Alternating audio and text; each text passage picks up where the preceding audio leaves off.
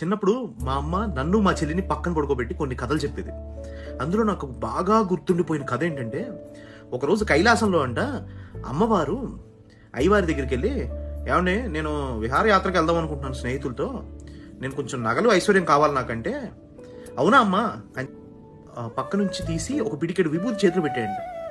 అమ్మవారు అది చూసి ఇదేంటి అన్నట్టు చూసిందండి. చూస్తే ఇది తీసుకెళ్ళి కుబేరుడికి ఇచ్చి దీనికి తగినంత వచ్చే బంగారం తీసుకుని వెళ్ళమ్మా అన్నాడు.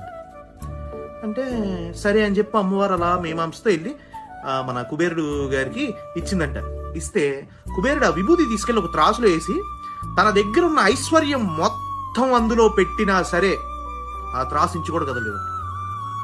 దీన్ని బట్టి అర్థం అవ్వాల్సిన విషయం ఏంటి అంటే, ఆయన విభూతికి సాటి వచ్చింది విశ్వంలో ఇంకేం లేదు. ఆయన శక్తికి సమానమైనది విశ్వంలో ఏమీ లేదు. ఆయన దగ్గర లేనిదంటూ ఏదీ లేదు. కానీ ఆయన దగ్గర ఉన్నది ఏది ఆయన ఉంచుకోకుండా అందరికీ ఇచ్చి ఒక యోగిలా, ఒక త్యాగిలా తిరిగేవాడే నా తండ్రి శంకరుడు. ఈశ్వరుడు అంత గొప్పవాడు, శివుడు అంత గొప్పవాడు. అర్థం చేసుకునే మనసులో ఉంటుంది.